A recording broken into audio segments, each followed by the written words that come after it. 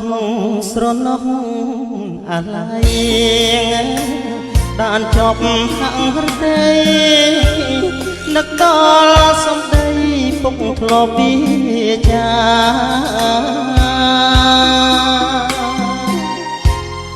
ដាស់ទឿនកូនប្រុសឲ្យខំសិក្សាក្នុងភ្នោះសិក្ខាសាងអនា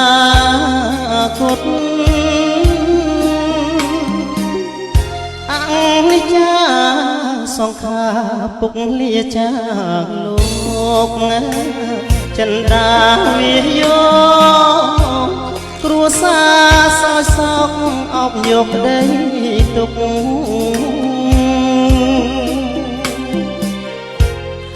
អលោកមានគុណកូនសែនរន្ធត់រត់រូបលោកពុកខ្លោចសាពេក្រៃបនខួប10ឆ្នាំកូនសាងជូនពុកសូមបានសោយសុខឋានសួគ៌គាលេ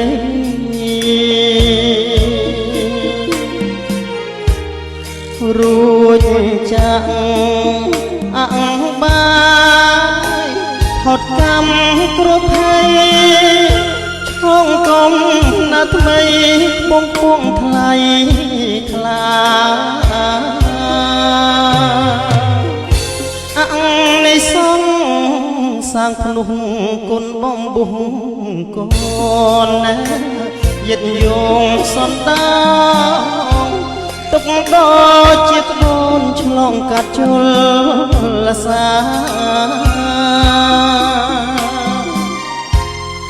ចំឡ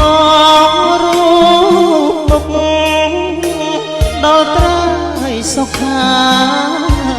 និព្វានថ្លៃថ្លាកូនសាងជួនពុក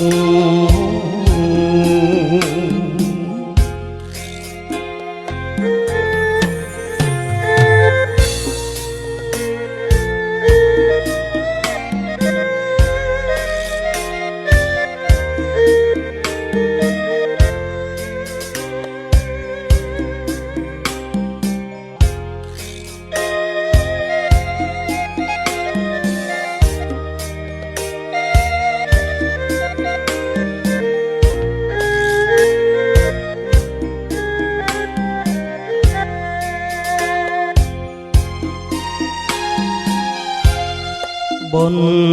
ខួប10ឆ្នាំកូនសាងជូនពុកសូមបានសោយសុខឋានសួគ៌គាលេ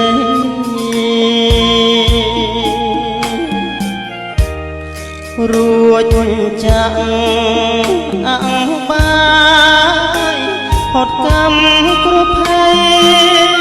ឆ្លងកមណាថ្មីពងពងថ្លៃថ្លាអង្គនៃសាងភ្នោះគុណបំបុះកូនណាយឺតយងសន្តានទុកដល់ជាក្បូនឆ្លងកាត់ជលសា